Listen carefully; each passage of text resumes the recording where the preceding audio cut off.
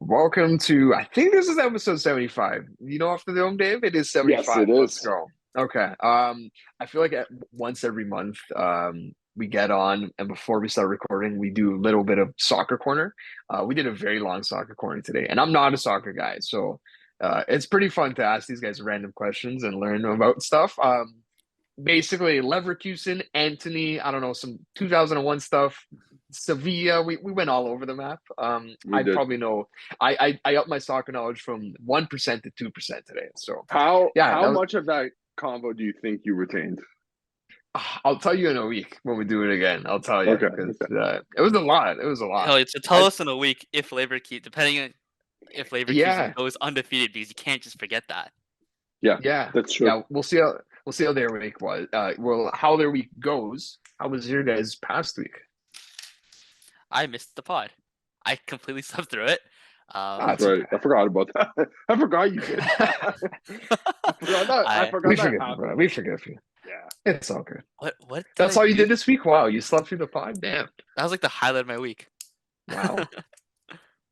about you, Dave? There, Uh, yeah. uh, I mean, I don't even know what did we do this week. We were at school, man. It was You guys it, still it do that? yeah, We we do do. still, yeah. Yeah. Haven't given up We yet. we do quite a bit, but I legitimately like wouldn't be able to tell you exactly what we did. We did a lot of we did a lot of like stuff in front of the class, I would say, especially by the end of the week. We were doing like our stand-ups in front of each other. Yes. That was pretty Yes. cool. Trying to Yeah, get like Brian. I fill Sorry, yeah, go 45 ahead, Dave. seconds. Yeah, trying to fill Yeah. 45 seconds like what supposedly would be on air is kind of wild. So Yeah. definitely got a newfound respect there. I have a newfound respect for that for sure. I literally came out of that, like it was literally just a practice run. I came out of that saying that was the hardest thing I've done in the entire course so far, or the entire program so far. Yeah, That yeah. one broke us down. Like at least our group, I feel like Dave's group did a bit better. We were split up that day, but a good chunk of us in my group came out of that looking like ghosts. We were like, Jesus Christ, that was tough, and we looked like there was no shot of us doing that ever. But I had a yeah, it similar was good. I had a similar experience this year too. I was a witness for a second year trial, and I just blanked out. Like I just didn't know what to say regarding like my witness testimony. And Oh, then that's I probably not screwed good. over yeah, I probably screwed over the team I was helping out, but yeah. I could see that in my future, Brand. They're gonna come to me and be like, "All right, we go live to Christian," and I'm just gonna have nothing. I'm just gonna say, "Back to you guys." That's what's gonna happen. For 45 Um, seconds staring into the camera. yeah, yeah. Okay, let's do some not reporting live, but let's do some reporting of our own here. What am I saying? It's reporting. It's Craig Berube. It's anything from reporting because this was telegraphed like 2 weeks ago. But he's officially the head coach of the Toronto Maple Leafs. So we've talked a lot about him, at least me and Dave have in the past couple of weeks. We won't relitigate why they should hire him and stuff. Let's just look forward a bit. We're expecting the press conferences is welcoming to the organization on Tuesday. And with that, Dave, I'll go to you first. What are you expecting that to be like, and what are you hoping to hear? And sometimes those are two different answers. Maybe you've got some that are the same, but what do you got? Yeah. What do I think we're gonna hear? I feel like I don't know. I know Craig's a straight shooter. I think for this opening press conference, it's gonna be less incendiary than I think maybe we think would happen. Like we came on here how many times have we've just said Craig Berube is a straight shooter. I think Leafs PR is probably gonna get to him first and just be like, if you don't go out of the realm of like these parameters we're going to set for you at the very least just for this Here's some introductory. buzzwords for you. When you're Yeah, lost, just use this word. 100%. What I would like for him to say, I mean, he has played for this market before. I don't know if you saw, Christian, but on Instagram just after the hiring they kind of announced it by taking old pictures of Craig Berube, who only played crazy 70, I think it was like 71 games with the team in like 1991. So those pictures of him with the old jersey and all that stuff, and they read go like hard. they put the new logo and stuff like on it. Kind of cool. But so all that to say, he understands at the very least to an extent this fan base. Like he's Why don't played you for the say he fan base. has the passion? Is that what you're saying, man? He He might he he might have he the might have passion. he might have Okay. the passion. I think I can't confirm nor deny if he has the passion. Yeah. So, Um Dave, do you know what team Craig Berube plays his most seasons with in his whole career? I know I the you answer. know, yeah. I did see some of these pictures as well, and I so didn't know this. if you're saying this with a smirk, it's Yeah, either huge. going to be I feel Don't is overthink it, Dave. Don't overthink it. it the Bruins? No, You overthunk it. You no, overthunk you it. Did overthink I? it. Yep. Is it the No, Caps? he spent most of his career Yeah. with us. He obviously did not He win a wore Stanley the Cup. Screaming Eagle jersey. He did. He did. He Yeah. he might have been on the finals lost team to Detroit, like the sweep in In the 90s? 1989, something like that. Or it might have been the season. I might have left the season before. I'm not too sure off the top of my head, but I don't know. I don't know how I feel about this acquisition as a coach for you guys. From a personnel standpoint, I think it makes sense. Do I think that Berube is a great coach? Besides his one cup, has he ever gotten out of the first round since then? Like off the top of my head, I think it was once. Did he I do think a he has one second? series win. Yeah, because we talked about it. See, outside of the cup, besides the he's cup, done as much as Sheldon Keefe. But imagine with Sheldon Keefe if you said, what you won a one round, but also a cup. Like we'd be very happy. We'd be over the moon with that tenure, right? Like If that's a he pretty had big asterisk. if we He had won the that, cup. that's true. That's true. if he had So that, he'd still be a yeah, Leaf coach. yeah, I just yeah, find Brian. that the one season with St. Louis to be such an anomaly because what he all of a sudden like the last place team gets some random coach come in and then they finish and win the cup. Like I So don't know. I just find it so weird.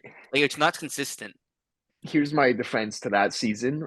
Mike Yeo, I've said this to Dave a lot this year. He sucks. Yeah, well that too. I don't hate Mike Yeo, but I'm not big on him as a coach. And so he was the coach to start that year. I'm not surprised they sucked. Um, and then people look at Bennington and saying, well, good goalie will show you a good coach, and vice versa. Bennington, honestly, his save percentage wasn't. I know we look back on it and say Bennington got into that cup, and to an extent, yes, he provided them good enough goaltending to get the cup, but his save percentage wasn't anything crazy on that cup run. If you look at his playoff percentage from that year, it's about average for the goalies in the playoffs that season. So I'm not buying that excuse. However, I will say, like, listen, I think he's just the best of what's been available. Would you agree with that, Brian? Did you 100%. see right there? I don't think there was an option available this year that was going to knock our socks off. Yeah. And I would have taken him over any other available guy. I think that's as simple as it is. The only other guy that technically was on the market and technically wasn't on the market was Rod the Bod, right? And I think he re-upped within 24 hours of losing, in the second round of the playoffs, which is crazy because we were kind of sitting here and other people have been sitting around and kind of debating if maybe his time was up in Carolina, but it looks like upper management still has their faith in him, especially for an organization that's very, let's say, money. They're very they're cost efficient. They want to savvy with spend their it money. wisely. Yes, 100%. And they decided to stick with their proven quantity. So I mean, A apart 5-year from deal for Rod as well. So like that's quite a Craig is commitment. I think a 3-year deal. I'm gonna go off I top don't of think my that's head unfair. for coaches available. I think he's better than Everson. I think he's better than Woodcroft, and I do think he's better than Keefe. Just off Better the than top of my head, guys. McClellan. Yes. Yes. Better What than about Gallant? Gerard Gallant? I'd say yes. To me, see, yeah, Brian, come on. You're not a Gallant guy. He was on the Rangers. You don't like Gallant. Come on, no. To me, Gallant was just a version of Berube. I do like Gallant, but is he better than Berube? I don't know. Dude, this guy, listen, for me, I said this to Dave last episode. He benched Lafreniere. He healthy scratched Lafreniere and Kako in the playoffs when they were on that run to the conference finals. Like that's a big blemish that you cannot be doing that, right? You can't. Right. I don't know. I don't know.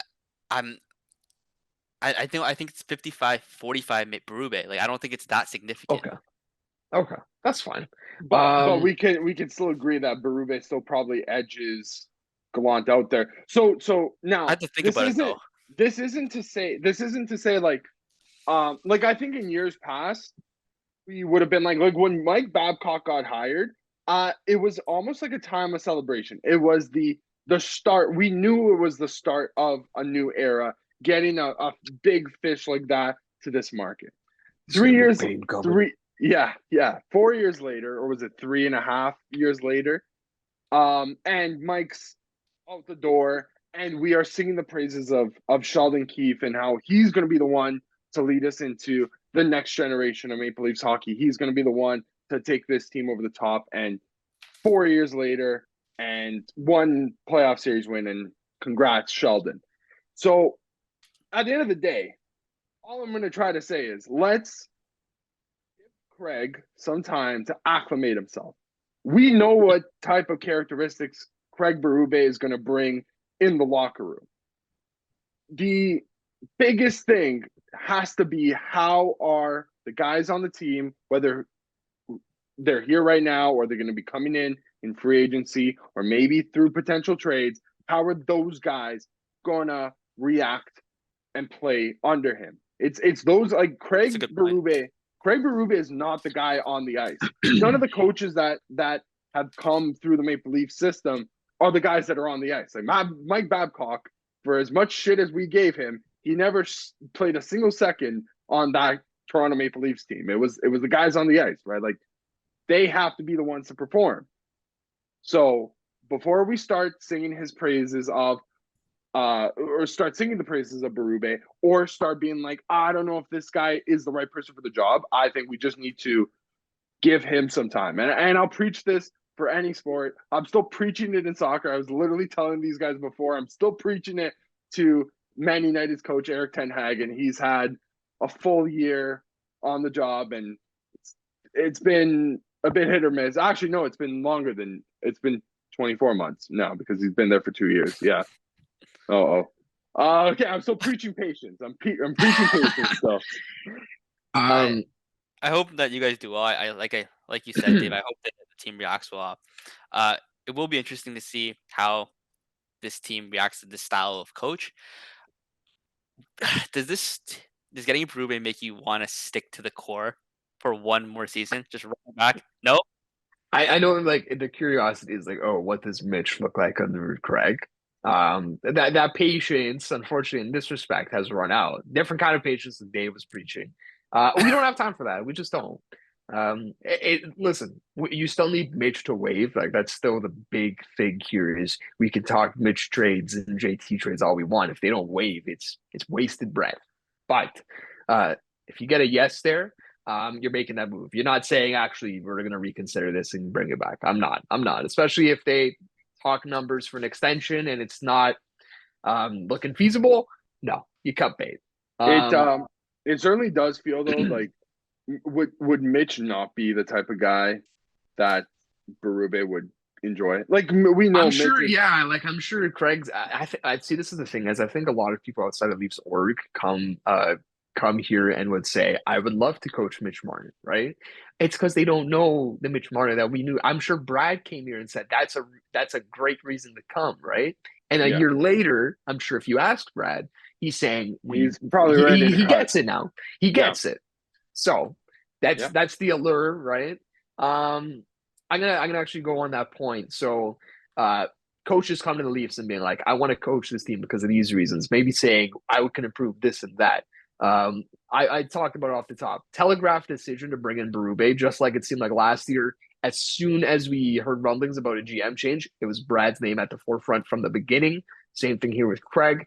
But they still go through the interview process. They still do their due diligence. I think that's a good thing. I brought this up to Dave during the week that it's basically free consulting on your organization and how you're doing. You bring in 4 coaches and ask them, what do you think about our team? And maybe you get a new perspective that you didn't have before. I like it. And even if you've got a front runner from the beginning, it's good to at least do your due diligence. So I did like that. As far as the presser and what I'm expecting or hoping, I think it is going to be very standard answers from Craig. I did some digging myself. I watched one of his fights as a Leaf. Jesus Christ, this guy like just Hard insane, as nails. insane. Does not compare to like a fight. Obviously a fight is a Did fight, but I'm telling you, it was absurd. It was absurd. did you happen to see? I think I saw it on Twitter. He got into a nasty scrap with Shanny when they were both playing. I haven't watched that one yet. No, this was a different guy. Something McRae was the guy's the name that he was fighting. Tate? That no, yeah, not Tater. No. Yeah, no. Yeah, so and then the other thing I'm expecting is I really do think you're gonna listen to Craig and it's gonna sound like you're listening to Brad Treliving. This is an optimistic point for myself. They're gonna be on the same page. And Keith probably preached skill, chemistry, unity. I think we're gonna have that. I think Craig and Brad are very, very much on the same page. You won't hear a conflict in direction from these guys when they speak, like we heard at times with Babs and Kyle. And then almost we heard this is the thing. We almost heard them, Kyle and Sheldon, almost speak too much in the same direction where you couldn't tell if Sheldon's words were his own. Let's hope it's not the case. Maybe there's such thing as too much unity, but I'm optimistic that there's going to be a good working relationship there, and we'll maybe see that as soon as Tuesday. The only other thing I wanted to mention here is the possibility of a coaching change, assistant-wise. Lots of buzz around Mark Savard as our assistant, potentially. He's run the power play for Calgary last year, and then St. Louis, not in their cup year, the year after, 2019-20. I cannot remember the ranks off the top of my head. Should have got those. I think one year was actually 10th, not Calgary. I think that St. Louis year, they were 10th. No, Calgary last year it was 26th. That's Calgary last year was 26. Yeah. Like this past season, is he not? Yes. Sorry, I'm saying that St. Louis year that he was power play coach in 2019, that would have they were been 10th. 4 years ago. Yes. So Okay. definitely like less relevant for sure. But yeah, so there's a connection there. Like you can see how Calgary, and there's a Calgary and St. Louis connection. Lots of lines to be drawn there. I think most people are good to move on from Guy Boucher. So if Mark Savard's the guy to come in, my first impression would be that I'm cool with that. He worked at Sportsnet, so we got to hear his thoughts a decent amount a couple years ago. Well-spoken guy, and I thought he understood the market. So yeah, no, 100%. You need a new voice there. I think regardless, I think right now anything would be better than Guy Boucher. I think it has to be they have to be on the same wavelength. Like, okay, so I would say Sheldon and Guy were on the same wavelength, but they were like on the same wavelength to a fault. Like they just kept bashing their head into the boards like every single time they would go on the power play. I get the sense that they were both very, very analytical and like it was system overload, right? They both seem like that type of guy, right? That was exactly what it was. It does, and and there's my thing. It seems like those two are in tune with each other, just like how Sheldon and Guy were in tune with each other, which I guess is what makes a good and lasting coaching relationship, at least behind the bench, right? So I think he's also a good example of the guy, like the player's coach kind of guy. Because remember we talked about, I didn't want Bruce Boudreau even as an assistant because I could see players gravitating towards him, and then you kind of get that conflict in messaging between coaches. I think Savard is a good balance between being an assistant coach, being that player's coach, someone that the guys can go to for more casual conversation. But I think he gets it in terms of how to win. Because he also was one of those star players, right? So yeah, he kind of was a Mitch Marner, like in terms of play style, that's who he's closest to. Yeah, to an extent, yeah. I don't know.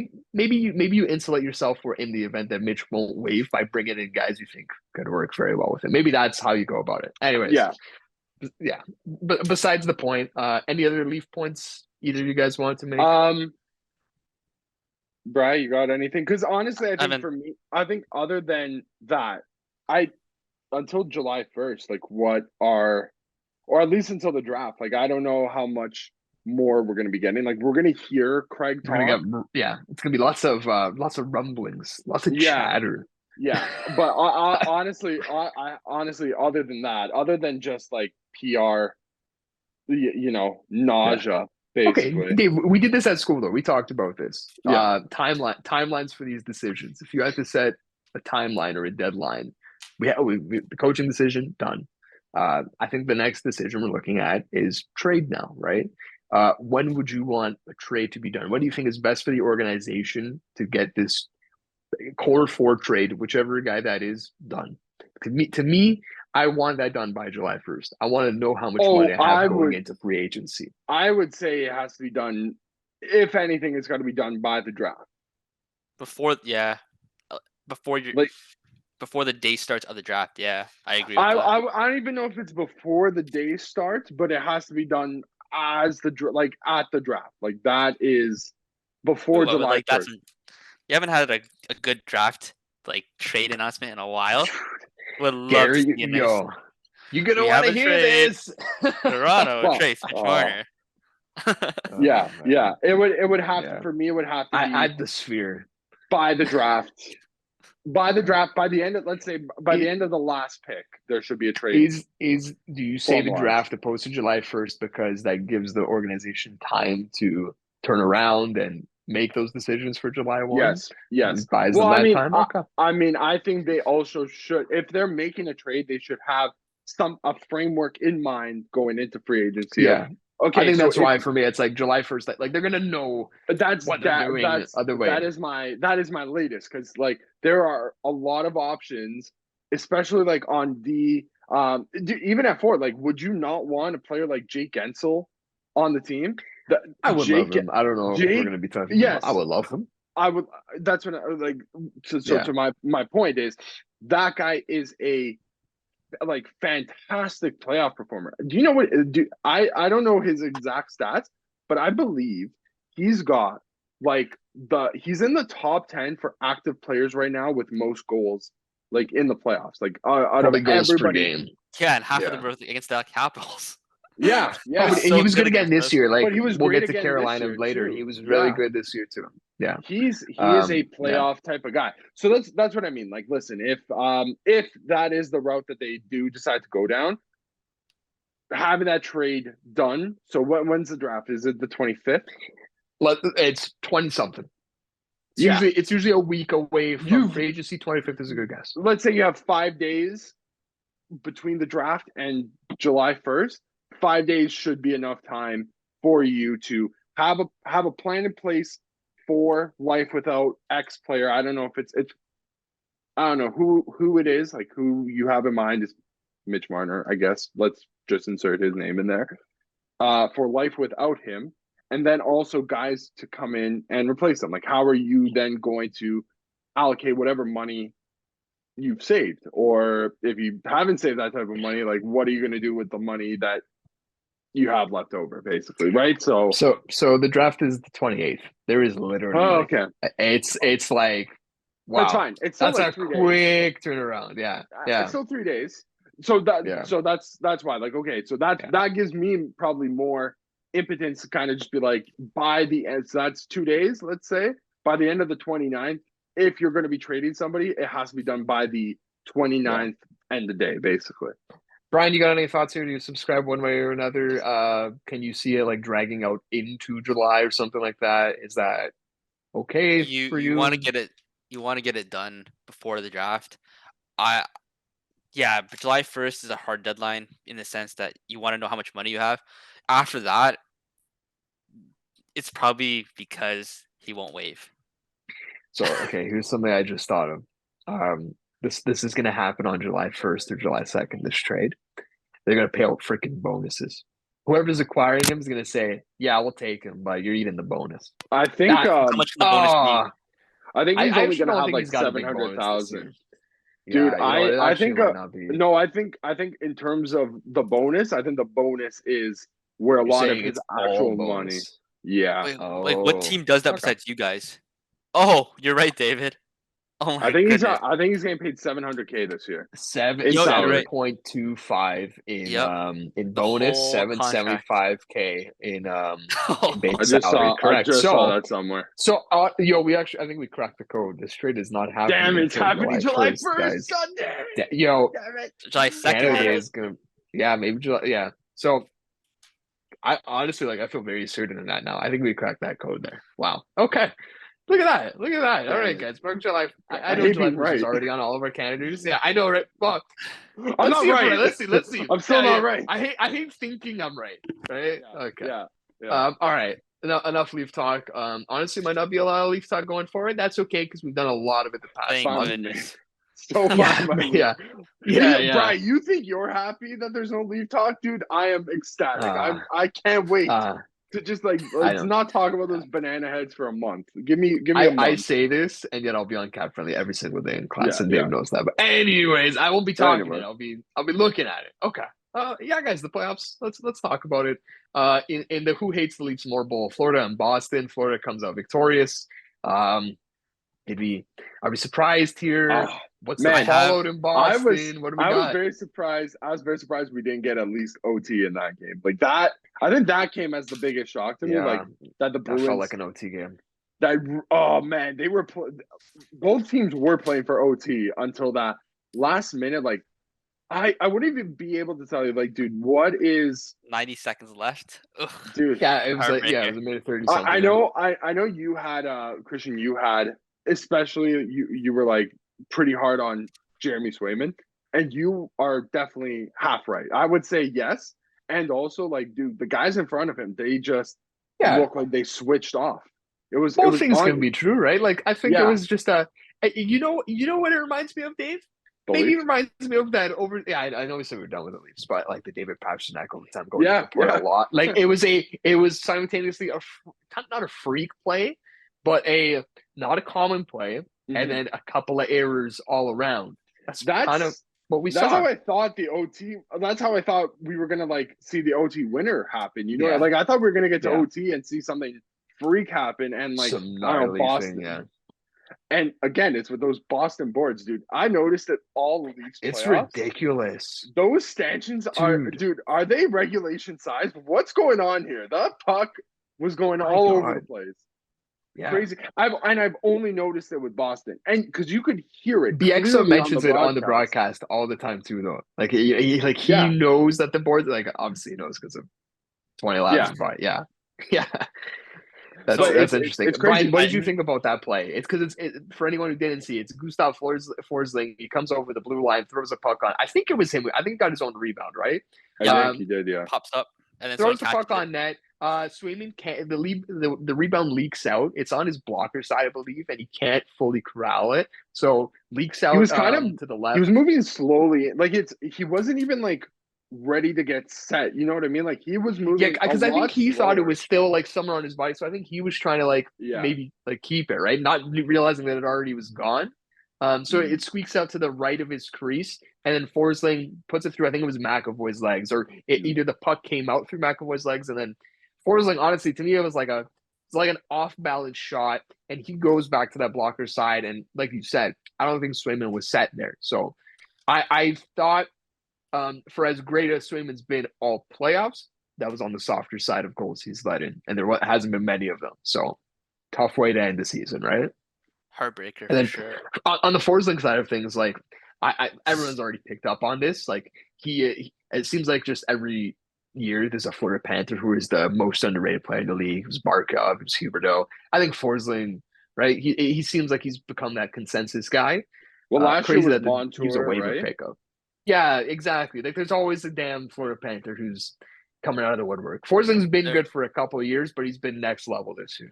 Yeah, their team is ridiculous. They're just good top to bottom. I don't see a weakness at all in their whole lineup, which says something. Yeah. But I do have a weakness for the Bruins. It's quite an interesting stat. I'll just pull it up. Pavel Zacha, their 1C, faceoff percentage 47.4. Morgan Geekie, their 2C, 45.8%. Charlie Coyle, their 3C, 48%. John Beecher, their 4C, 46.2%. This is all in the playoffs. This is just top down. Not one Bruin has positive. Like they don't even have 50%. Yeah. Forget Yeah. positive. And I bet that's like 500. not that I bet. I know that's a huge difference from the Patrice Bergeron days, right? Krejci, I honestly couldn't tell you what his face-off percentage was off the dome. But Probably not Bergeron a was top 50 of the like that. league. Yeah, Bergeron was so sitting at 60%, like for a If- while. he was always near the top of the league leaderboards. Dude, Yeah. if Bergeron was sitting on like a plus 60, dude, Krejci couldn't have been less than a 55. You know what I mean? Yeah, Like he's so yeah. yeah. But I don't It's even, an interesting stat. But so here's another thing too. Like you go like okay, so now to compare stats, like the Leafs like had Austin Matthews, had JT. Okay, Austin Matthews for 4 of the 7 games, right?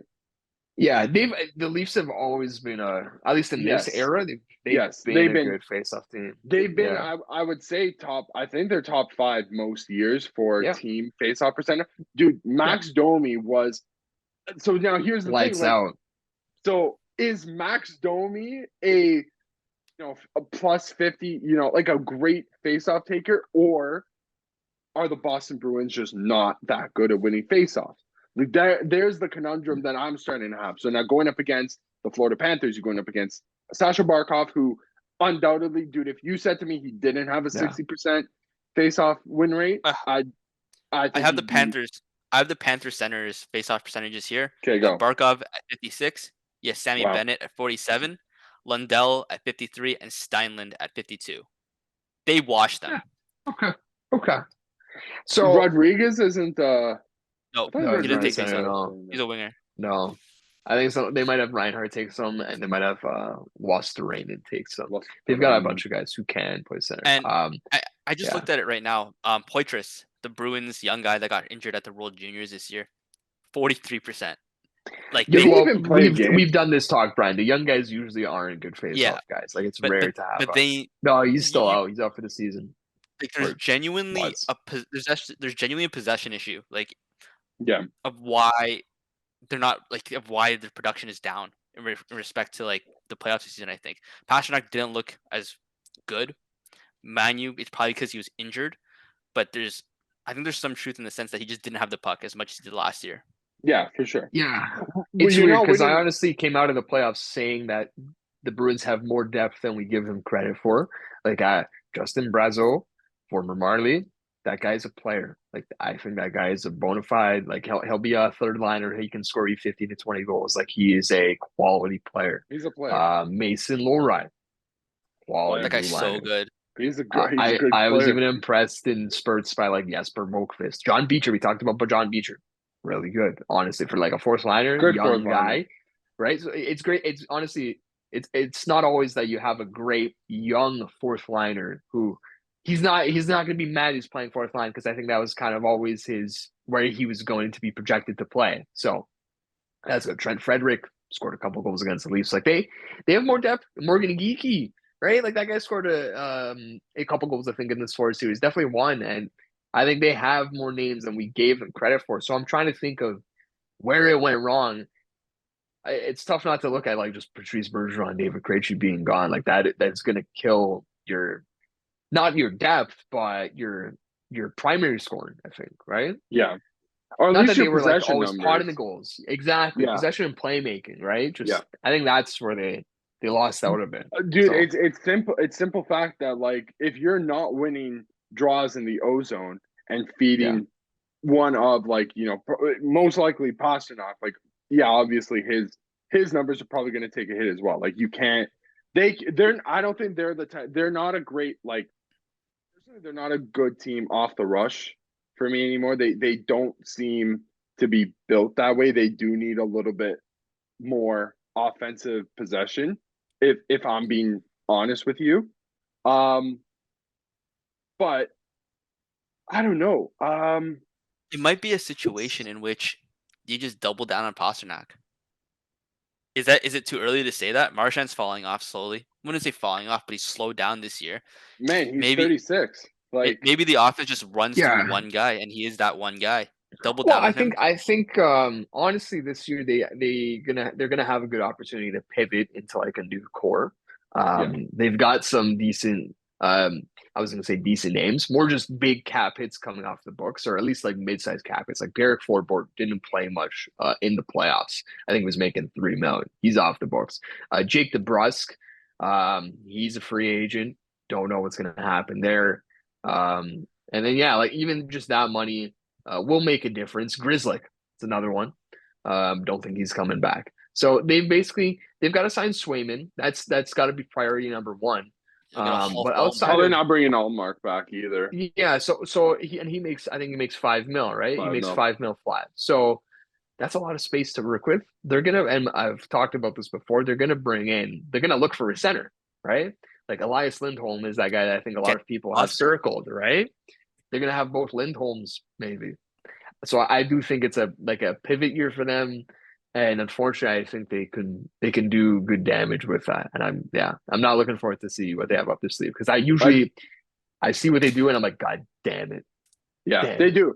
I'll Right? give a quick shout out to Pavel Zacha for scoring his first ever career playoff goal against the Florida Panthers. He had none in I don't know how many games, but he had 0, 100%, because that was a stat I heard throughout the Leafs series. I want to say multiple times. Chris Cuthbert's just like, Pavel Zacha's still looking for his first ever NHL career NHL playoff goal. Yeah. So good for him for scoring in the last game of Boston's season. He'll probably be a player for them in the years to come. Hopefully he scores, or not hopefully for them, but I guess hopefully for himself, he scores maybe more than one NHL playoff goal. I was like, dude, dude, he was so good last year. How did he not last year? I remember, they only played one series. Yeah. Wow. Okay. Lots of Boston talk. I mean, Florida talk will come throughout the playoffs. Needless to say, like Brian said, very good team, not a lot of holes. We can say that about the team moving on in the other side of the Eastern Conference, Carolina, New York. Let's take a break here and we'll get into it more in depth. Okay, welcome back. Just teased off the top, Carolina and New York. New York coming out of this series, it got a little crazy there at the end. Almost blew a 3-0 series lead, but they steer it home in 6. Chris Kreider making kids cry, truly putting his name into action. Wow, what a third period. What a series. I think there's a lot of implications for this series. Some of them we already saw play out, like with the Rod contract extension. There was questions galore about what the hell was going on there going into the series, what the hell was going on there coming out of it. And obviously he stays put. Where do you guys want to start though? Carolina or the Rags? I'll start with New York. Okay. Brian's favorite team. What do you got to say about them? They are ridiculously good. Like ridiculously good. I put them in the same level as I put Dallas right now. Ahead of Florida? Yes. Okay. Dallas, New York 1, Florida 2, and then whatever, and everybody else. You know how I can't spot a weakness out of this team. Where is the fault? They have a hot goalie who's probably the best in the world on his right day. On the right day, you have two of the best defensemen in the league, and then you have Panarin and Zibanejad, your two best players firing on all cylinders. You have Kreider, Lafreniere showing up. Dude, their whole they're getting good production out of guys that they've needed to get good production out of. Like a Lafreniere case, like number one. If the Rags were ever going to have like sustained playoff success, they really needed Lafreniere, especially because I don't think Kakko's really had. Has he been playing? He's had another injury year, and I know I talked about Galan, like healthy scratching this guy. He was good that year. No, Kakko has not been much of a factor this year. But like you're saying, Dave, Lafreniere has been so good. We're barely talking about that. Like they haven't needed Kakko, right? Yeah, 100%. We're at the point right now where every team playing is still elite. There's no weak team at all, and I think the Rangers set the bar for what a playoff team should be this year. They washed us, and they washed Carolina 3 games straight. Obviously, they dropped 2. That happens, but that late comeback to put the nail in the coffin for the Hurricane just shows you that like this team has something there. And it's I don't want them to win, but they're good. Yeah, I mean, we might not want them to win. Like honestly, I couldn't care.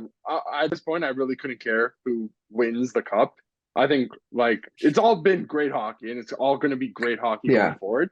But it's undeniable now that to say that New York doesn't have that special something about them. Now they are going on to take on probably another team that has that special something about them. The team that we just played, that we just talked about.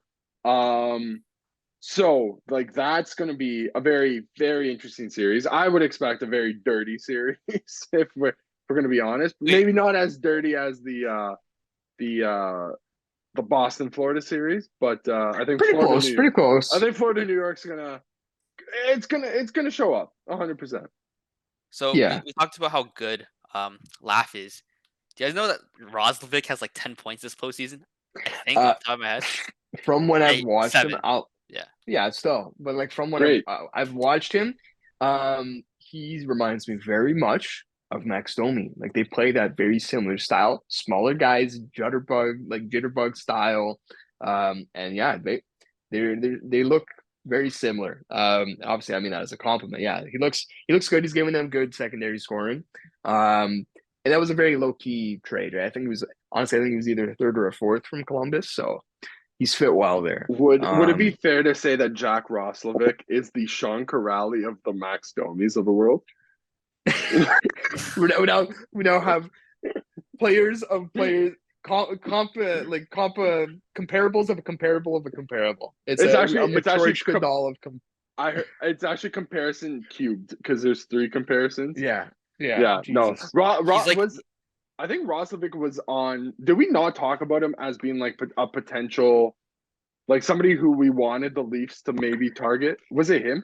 For that price, I would have definitely taken him. If I'm being truly honest with you, I'm not a Roslovic fan. I thought he disappeared. Yeah, like I thought he disappeared in Columbus. Like he's a Columbus guy. Like he's from Ohio, so he had all motivation in the world to perform well there.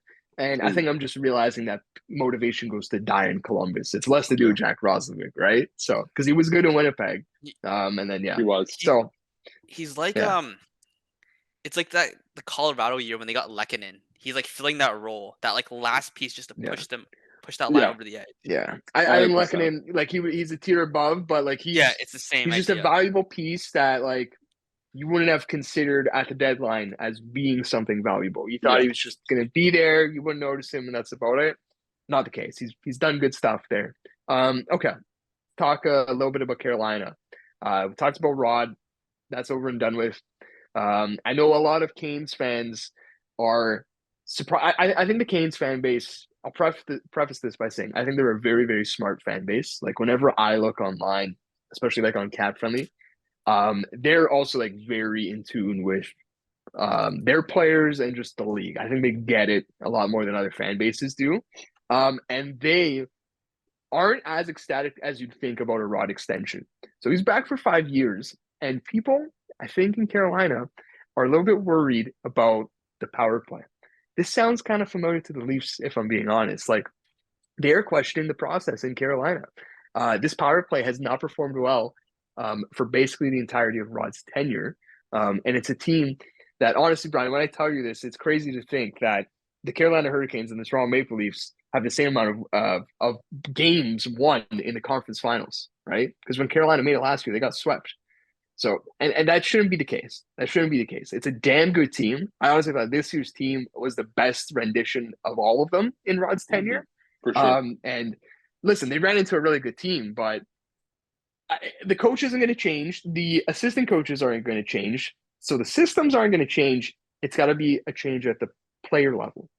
I don't know if you heard, Brian, on 32 Thoughts. Me and Dave we were both listening to this at the same time. And as soon as Elliot said this, we were like, wait, what? Like, because he very casually dropped this in conversation. He's like, it doesn't sound like, okay, I'm going to paraphrase. He said he thinks Natchez in Carolina isn't going to work out long-term there. He's an RFA. So bad. Wouldn't everyone? Like that's. I don't know if that's the right. Martin for Natchez right now. Make it Oh done. man, I Get it like done, Brad. I don't know if that's the right move for Carolina, but I also saying that not knowing what the right move is, not even an idea of what they Eh, should do. Have you Dude, guys seen how many players are like salivating good that are available? Oh yes. my It's like God, half it's the roster. absurd. It's Yeah. absurd. Half of their It's roster Gensel, alone, Mason, Martinook, Shea, Pesci, like half their Chatfield. D. Jeez, man. Yeah. No, it's Um, I would love to pick apart that team. does Sure. does it not?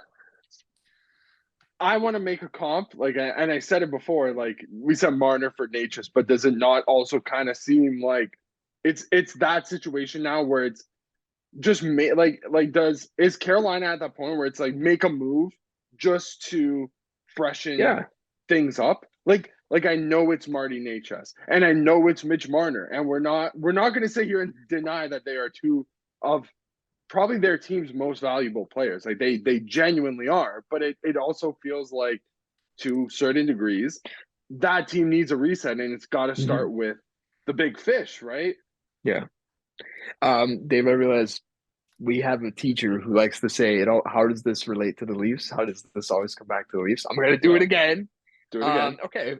If Mitch Marner and Martin Necas are on the market, what incentive does a team have to go after Mitch Marner instead of Martin Necas? Necas is younger. Necas is RFA without trade restrictions, so he doesn't have to love your market. You can trade for him. He's not going to make as much as Mitch Marner. Um, yeah, like there's a lot of positives there. So they could honestly undercut us pretty well there in Carolina. If you're a team who wants skill, if you're a team who wants skill at the top of your lineup, why the hell would you go for Mitch Marner when you can have Martin H's? Just something I thought about right there. I or might or you can okay. be 500 IQ this and not have to trade anything and get Teuvo Teravainen, who's UFA. He's UFA. No, for sure. But I like But listen, I he's think it's considerably older, is he? Not Carolina's like He is yeah, old. 33. Yeah, yes. But I he think it's is. Yeah. Carolina's end of things where it's like with the Leafs, like we don't have to trade Mitch Marner. He's pretty good, but the patience has run out. The process has to change no matter how good you like it or not. It Right? literally feels like a change of personnel just for the sake of changing it at this Yeah. point is Which probably for isn't the always best. great, but you have to start questioning the And process. You have to. Sometimes it has to be done. Like Yeah. sometimes you got to step Yeah. backwards in order to move forwards. Like And like that's we just said, they already committed to the systems, they committed to the coaches. So they did. if you're not going to make the change there, you got to go to the players. if you're gonna look at the players and you can undercut Toronto with Natchez, Don Waddell seems like the type of guy that would do it. Like, Oh yeah. Yes, exactly. Listen, He's and done it before. I'm a yeah, huge Don Waddell guy, but I also think it goes farther than Don Waddell. Like they just have a crazy good front office. Eric Tulsky, like top of that list behind him. Like they're just so savvy. Yeah, they would do it. Like if I've seen a lot of like Nashville fans honestly pretty interested in Mitch Marner. But if you told them you could have Martin H's, I don't know how they feel about Mitch after that. Like I don't know. That's gonna be interesting. Just like I said, this wasn't supposed to be about the Leafs, but goddamn, it popped in my head. Yeah. Okay. Well, we'll leave that aside. Let's go to the West. Colorado, Dallas. Another game or another series that ended in Game 6 with the road team ending it on road ice. Yeah, double overtime. Matt Duchene with the series winner. wait, no, hold on. Um, Mason oh, Marchment, Mason Marchment won it the first time. That was a good goal. yes, That's one. you're right. Number two, yes, Matt Duchene with the actual winner, but that was a good goal. I just feel like the Stars were kind of robbed there. I I don't saw have. lots of memes about finally the Stars get their goal disallowed in Game 6 of a series clinching game 20 years later. Yeah, like I saw a lot of that. Wow. That's funny. Yeah, yeah, it's I pretty bet good. you Buffalo. I bet you all Sabres fans are laughing super hard right now. Yeah, you're like, huh, yeah. Lots of loud exhales through the nose. Yeah. Yeah, Dallas is just a really good team, guys. Right? Wagon. Feels like we're having the same conversation for the third time. Florida's good. Rags are good. The Stars are just really good. I've been on Dallas for a long time. They just draft perfectly. Like not even just Absurdly well. not even just the guys that like we know were good, like Roberts and stuff. Like Stankoven, that guy's an Yeah. animal. You can Yeah, tell he's Maverick playing with Bork, who's not even Maverick been in the Bork. lineup yet. Like I haven't even eaten them. Dude, Stankoven, sorry, Brett, keep going. Stankoven's like filled in the gap of what like Hintz is obviously not playing right now, but he's like not replaced Hintz because you just can't replace Hintz. But he's like that weird placeholder. He's stopgapped it. Oh Yeah. yeah, Well, the guy who has 100%. replaced Hintz is Wyatt Johnston. Like the Yeah. guy is, Yes. he's freaking Another- like he is quite literally like he's becoming one of my favorite players in the entire league. He's so This guy good, is man. incredible. Like this guy's gonna. I think he'll be like on Team Canada. I think a year from now, like on that formations thing. I'm telling you, honestly, I think he's that Wyatt. good. Like, Yeah, He's that good. dude. John Tavares or Wyatt Johnston? he is. I honestly, Johnson. right? He Like, is certainly making the yeah. case right now. If say they make it to a cup final, dude, and he ends up like what's he at right now? 8 goals, 9 goals. He's at 7 goals, 4 assists, 11 points in 13 games. Heiskanen leads their team, so he's probably the And, like he's okay. Do you know what's Dude, the worst part like, about Johnson being Heiskanen's good? unbelievable. just a good team. Johnson is a Capitals pick. Like we had that pick and we Oof. fucking gave it to Yeah, Detroit, who gave it that's down, like us with Konechny. That's yeah. Listen, Wyatt Johnston, I think was the only guy on the Stars to score 30 goals this year. He had 32 goals, 33 assists for 65 points. I think sky's the limit for that kid. Like I really do think he's like superstar potential. I think he is that damn guy. good. That's a team for the next at least 5 years with their core. Like you have Stankoven coming in, but Wyatt Johnson is he 21 or is he 20? 21. 21. Dude, just those two alone. Then you also have Robertson, who's a few years older. You have Rupe Hintz is I believe the same age as Robertson, or is he a year older? Rupe Something Hintz like is I think honestly I think he's like 27 or 28. I'll get it for you. Dude, like that entire team right now. He's 27. It's so crazy. Like how many teams? I think we had this discussion before. How many teams have built the foundation of their team through one draft, quite like how Dallas did in 2017? Like I genuinely don't think another team has. I will also say this. Ottinger reminds me of like Holtby in the sense that he's just so cold. Did you guys see him after did you see the interview after the Colorado win? After double overtime where he made like 40 saves in that one between 5 periods? I was just I didn't see it, no. He's not phased off. Yeah, we had a good time. We did our best. We were a little bit shocked about the first one, but obviously but we knew that like we were gonna pull through. Good. Nothing. Like no, that's a no reaction. Team, listen, but that's an organization that's won a ton in the past 5 years, right?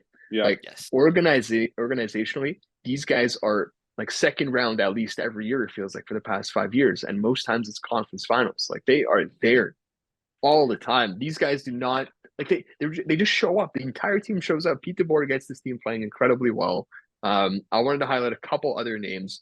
Here's a name that honestly hasn't showed up for the Stars yet. And I think this is a reason for even more optimism that they aren't on firing on full cylinders.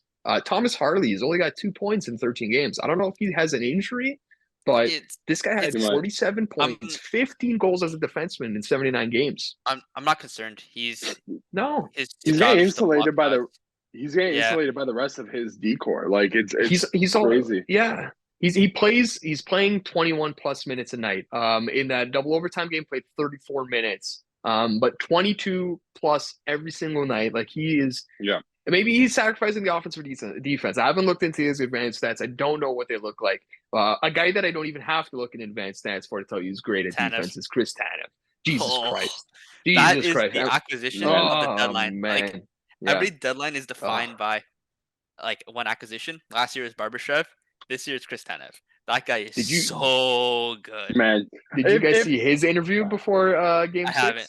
I hate it. Oh my god. Like he's talking about his tooth, right? He's like, oh, yeah, I had to take out my tooth because it was stuck in my lip. Like, he says it so casually because he's a goddamn warrior, right? Like, man, it's so crazy what they got, Calgary got for him and what they were asking the Leafs. Like, it just, it's tough. Oh my God, it always comes back to the Leafs. Let's go. It always comes back.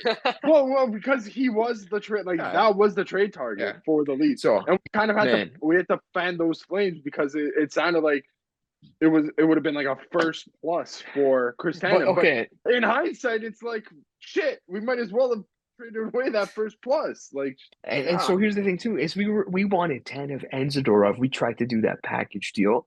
Man, that would have like if that costed a first wow. plus, you would have done that 10 times out of 10 in hindsight, right? Yeah. But before we Right? get Like into man. Yes. before we Jumping get ahead. into before we get into Zadorov and stuff, I just want to point out, look at the Dallas Stars like face-off percentages. Like Jamie Are Benn they just 61, gross? Duchesne 55, Sagan Sagan. 55, Hins 54, Stankoven 53, Faxa 50, Johnson Yeah. 49.7. Like they're just Man. winning the draws. Um, It's there's a direct correlation between playoff success and possession. And I guess in this situation, you're Matt Duchesne, your second line center, ripping 55%. It's fantastic. Yeah. once again, they haven't even gotten 100% out of Duchesne yet. Like he's got 6 points in 13 games. Pavelski just scored his I was first just about to goal. say Joe Pavelski, like noted like that. I was just looking up He is active goal leaders like right now in the playoffs. It's Joe Pavelski and then like Malkin, Crosby, like guys like that. Because I was guys like that, you know, like best guys of the generation, just guys like that. Stanley Cups, you know, casually. I will- Dude, if you get one of like halves, I wouldn't be able to tell you like as like Tyler Seguin and Jamie Benn have obviously taken a step back. Like this isn't their team anymore. But if you get one of those three guys starting to fire up, like if you get Joey Pavs firing up in the conference finals, dude, like who is stopping them? It's I'll tell you right now, it's certainly not either of the two teams that we're about to talk about next. I will before we go there, do you have sorry, go ahead, Brian. I'll just give you the perfect transition to the next series. Yeah, so go. Before we go there, can you save it or does it have to be used right now? No, you can save it. Okay, save it. We gotta talk a little bit of Colorado. Gotta talk a little bit. Yeah. Oh, right. Yeah. Oh, you mean my cup forgot, picks? right? Yeah. Listen, I don't even know if anything really went wrong for Colorado here as much as they ran into a very good team. It kind of feels like I was gonna say the Carolina conversation, but no, because the Cups, I mean, the Avs have a cup, right? But yeah, I don't know if you can be that mad about the Avs this year. I think the real blown opportunity was last year, right? Like against Seattle. That's one that you couldn't have lost as a team that's defending champs.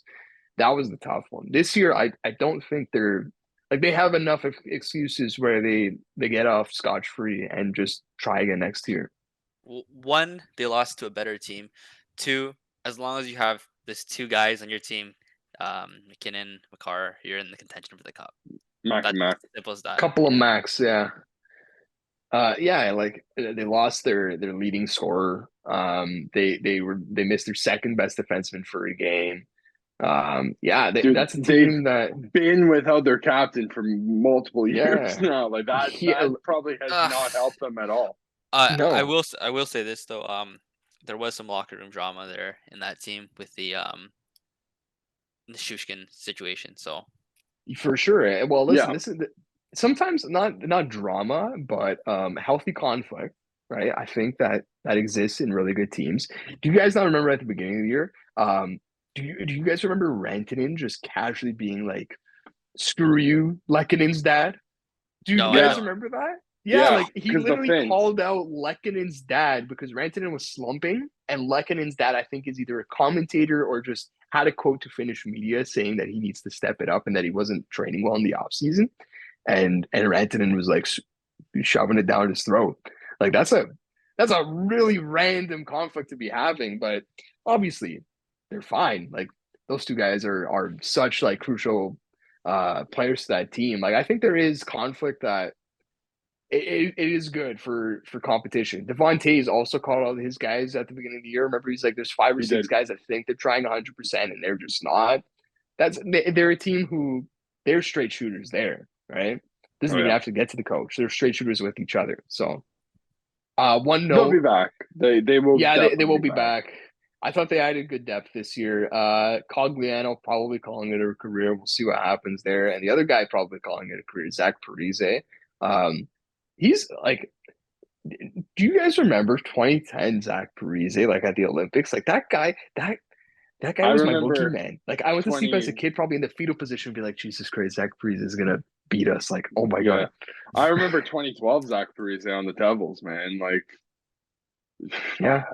it Yeah. is that guy has to be one of the most like just perennially unlucky players in like I know we've got a few, but he's definitely got to be up there. Like just like you said, like losing that goal. He was in the 2010 gold medal game, lost the cup He was the final a couple US's years ago. best player. Like He he was yeah scary. yeah. He And then playing on like the Minnesota Mile team for all those years. He was kind of the face of that, him and Suter, right? So like Yeah, they got the bag, kind of put that team in that situation. But like I don't know, that guy's a veteran through and through. Like as far as American players go, he's up there for me in terms of guys I have respect for. Underrated player, he had a couple 90-point seasons. Like he was top of the league at some points. I think we forget. I think we forget that. I think we forget. yeah, we do. Oh, 100%. Yeah. does he have anything? I'm trying to think off the top of my head. He doesn't have a does he have a national championship? He might. Like a World Juniors Championship. No, like an NCAA one. Like Oh, even that far back. oof. I'm just thinking right now, like I have no idea, dude. Man. I have no If idea. he doesn't, I would genuinely feel bad for Zach Parise. I have Man. the line here. So if he played on the 2003 team, which was his draft year for Minnesota, he would have had a natty one. Okay. Here we go. I've Oh, actually got his stuff right here. He. Well, wow, dude. Okay, so as far as NHL goes, it's nothing. Like here's his NHL. He doesn't have a accolades. Calder, right? No. So here's his No, accolades. Second team All-Star in 2009. Olympic All-Star team 2010. Played in NHL All-Star game 2009. And then the other ones are signed as a free. Like that's it. He did win gold with the U.S. in 2004 World Juniors. Dude, he didn't have an All-Star nod in like 2012, 13. Like when that's crazy to me.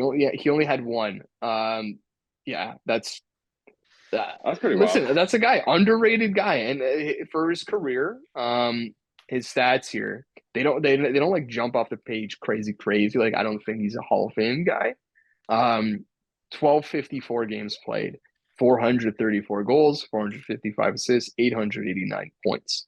I would have thought it was higher than that. I would have thought. I thought he was at least. I thought he was just over 1,000 points. I guess I've never seen 1,000 point from him, so I knew it wasn't that. But I thought he was at least like late 960s, 970s.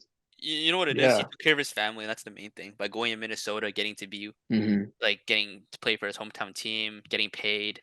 That's what he did, and that's still a win in any baseball day. Yeah, 100%. It's just more of like a what could have been, because like there was certainly a lot of promise from Zach Parise. He was John Tavares before John Tavares. Is that what we're saying? That's what it sounds like. Yeah. Well, Tavares is 1,000 points, right? Yeah. No. Yes. Okay. Yes. So, it does. Always multiple leaves. Don't forget. So how good would the storyline be if Vancouver wins tomorrow, and the storyline comes up again that Tanev taught Quinn Hughes how to play defense? That was his mentor when they were both in Vancouver. Obviously, Tanev went to Calgary. He went to Calgary after for a bit. Yeah. And here he is Hughes now. had quotes right after saying like he was mad about that. Like he missed Tanev big time. That would be a great story. Yeah, that would be full circle, right? Yeah. Oh yeah. Yeah. And that being said, I do think Vancouver comes out on top against the Oilers. Yeah, I agree. Once again, we talked about the Rangers with the Magic, the something. I think the Canucks have the something. Yeah. Yep. I don't know what it is. I don't know what it is. Well, I'll tell you what it is. It's a 6-letter Latvian goalie right now. That's what Dave, it is. If Demko is healthy and if Demko can play, I still think you put in think you put in Shilovs, but even then, like if Demko has to play, if Tocchet puts in Demko, I'm not He's concerned. out for Game 7. He's out for Game 7. He announced that right after Game 6. Oh, So okay. But like, yeah, it is regardless, going to be a loss. this team just is special. Specifically, like, well, we know Besser's out now, but that even then again, like, Miller's been playing out of his mind.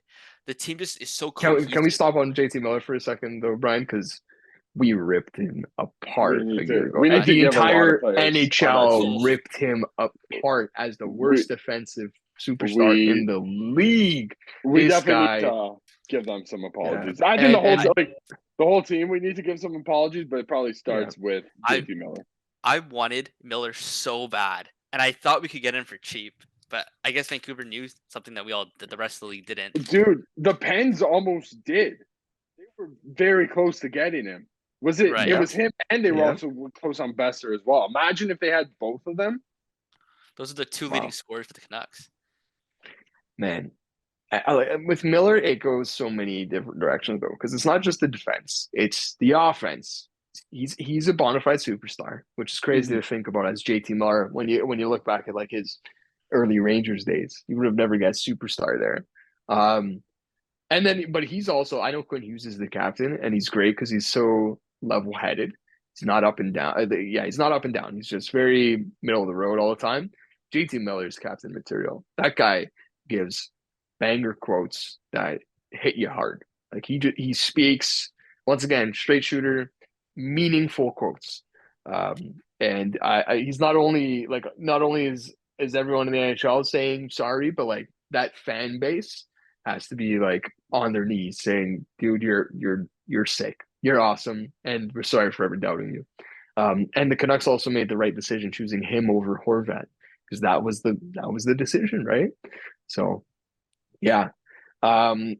It's funny that Vancouver's doing this with Ilya Mikheyev once again. Back to the Leafs. Let's go. Healthy scratch. Healthy scratch. I've seen lots of Vancouver's fans complaining about the same Ilya Mikheyev that we saw in Toronto, speedy shooting it at goalless chests. All feet, Right, no hands, so- baby. That was All feet, that no dude. That hands. was the motto for the Leafs bottom six for what, like 4 years. All feet, no hands. Kapanen, Engvall, Mikheyev, like go down the Hyman list. at first. Hyman. He's got 4 hands now. He's skating on hands. And they're also doing this with I would say, frankly, underperforming Elias Pettersson. Like he has not looked very good at all. It doesn't matter because you have another Elias, filling that hole in Elias Lindholm. He's such an X factor, man. Like he sucked for them after the trade, and I know he had injuries after too, but like that could have gone down in history as one of the worst trades in Canucks history. And he's redeemed himself through and through. I don't know, man. Like they're just getting so much effort by committee. Who's that third line center guy? Dakota Joshua. Bingo, that's his name. Did you know Dakota Joshua was a Leaf product? Really? Yeah, we traded him to St. Louis. Yeah. Oh, yeah, he was a Leaf draft pick. That'd be a great guy for you guys to have. He would be great. He would be great. Sorry to bring him. Yeah. Okay. Zadorov or again, like Hronek's underperformed. He scores Hronek hasn't. You're right. Hronek's been, hasn't been great, but Zadorov just filled that gap completely. Like every single player that when they slump, someone else comes in to step up for them, and that's something that you need in a playoff team. I mean, Demko got hurt, and then all of a sudden, this random guy comes in and steals the show. And their backup got hurt. The Smith. Yeah. Smith, yeah. So, my goodness, man. The other thing too, like probably the biggest difference between this year's team and last year's team, because they didn't make that many personnel changes, honestly. It's Rick Tocchet, right? Like that's the difference. Every single team is going to try and get themselves a Rick Tocchet this summer, and there's not one available. Right? Like Craig Berube is a different coach than Rick Tocchet. I don't really know if there's a coach on the market that's similar, but that's what owners are going to go to their GMs and say, "Can you go and find me a Rick Tocchet?" And the GMs are going to come up empty-handed a lot. On the Edmonton side, how do they win this game? Like, is it just McDavid and Draisaitl like just being the hockey gods they are taking over, and because they could not single-handedly, but just those two could, like they could just win the game. They could just decide we are winning, and that's it. Yeah. If I'm being honest, I think for me their biggest X factor is Evan Bouchard. They need him more on that power play than they could even imagine. They kind of have. I don't know how much you could limit the McDavid to Draisaitl train because they haven't done a fantastic job of doing it, but they've at least been able to stymie it quite a bit. But where they succeeded the most was also like Vancouver, the Vancouver penalty kill in particular. Where they succeeded the most was eliminating Bouchard from really even getting touches of the puck. Like their sticks up high, like on Bouchard, like it just clogged up so much traffic and could not let him get even a look. And that was why for I think it was 2 or 3 games, the Oilers just couldn't get anything going on their the power play that we lauded as probably one of the best that we've ever seen, let's say. So he is my X factor. We know McDavid, we know Draisaitl, we know Zach Hyman, 50 goal scorer. But if he's there, if you have Bouchard just firing bombs from the point, one of them's gonna go by, and it did. Like 5 of them went by, but one of them went by Artur Silovs. I think that's gonna be my X factor for Edmonton. If I'm being honest, with everything going against Vancouver right now, and especially after kind of like a crushing loss. They lost on the road. Okay, Vancouver's going home, but not having Besser, just to mention, like during the pod, we before coming out of our break, Besser is going to miss Game 7 due to blood clotting issues. That was reported 48 minutes ago by Elliot Friedman. So huge loss. I will say this on how Edmonton for me is going to win. Congratulations. I also want to say congratulations to Leon Draisaitl for his 100th playoff point in 60 games. Third fastest. McDavid in the playoffs. He has like 50 goals or like 40 something goals. I have the He's got and he's I think he's the third player as well to 60 assists before 60 playoff games. My God. Yeah, third fastest player to 100 playoff points, literally only behind Gretzky and Lemieux. That's the end of the list. If they're gonna win, it's gonna be on the backs of those two guys. And Bouchard, but these are your main two guys. These are the best 2 players in the world. If every year they don't win, it's another missed opportunity that goes in history books. So they just need their goalie to just play the goalie, play the position. Don't sell the game. Here's the thing. All of this just to go up against the red hot Dallas Stars in the next round. Congrats, guys. Yeah, literally. Last thing I've got, Kevin Bieksa and Luke Gazdic on Hockey Night in Canada during Game 6 of Edmonton, Vancouver. They made a point to call out the embellishment that's been going on in this series and really the playoffs as a whole. They called it an epidemic. Keep an eye out for it in Game 7 if they bring it back up, because they did a really good job of making a compilation of all the plays in this series. There's a lot. There is a lot. And they made a great point. It's all of the power play players that are diving, right? They're getting power plays for their team. They're the guys who show up on the ice afterwards. So something to look out for. If I'm the Oilers and I know I have a 40% power play, probably would, right? Feel the ice a little bit more. I get it. The players are unfortunately gonna dive. It's up to the refs to, I don't know. It's tough because a lot of plays, like you can't notice it in real time. But it's something they pointed out, and I wouldn't have noticed unless they did. So I thought that was pretty cool. That's everything we've got, guys. Shout out to Razor, shout out to Fubo, shout out to NHLShop.ca. What jersey can we get today? What are we thinking here? Is this the Shilovs? Right, you could take Tanev? I'll go Chris Tanev. I was gonna say Wyatt Johnston, just because he's been fantastic. Get him all. We might have honestly said Wyatt Johnston last week, if I'm being honest. We might have. Yeah. I don't remember. Just get them all. Buy them all. Get them all. That's everything. And we'll make sure you use the link. yeah. Buy them through the link. Talk to you later.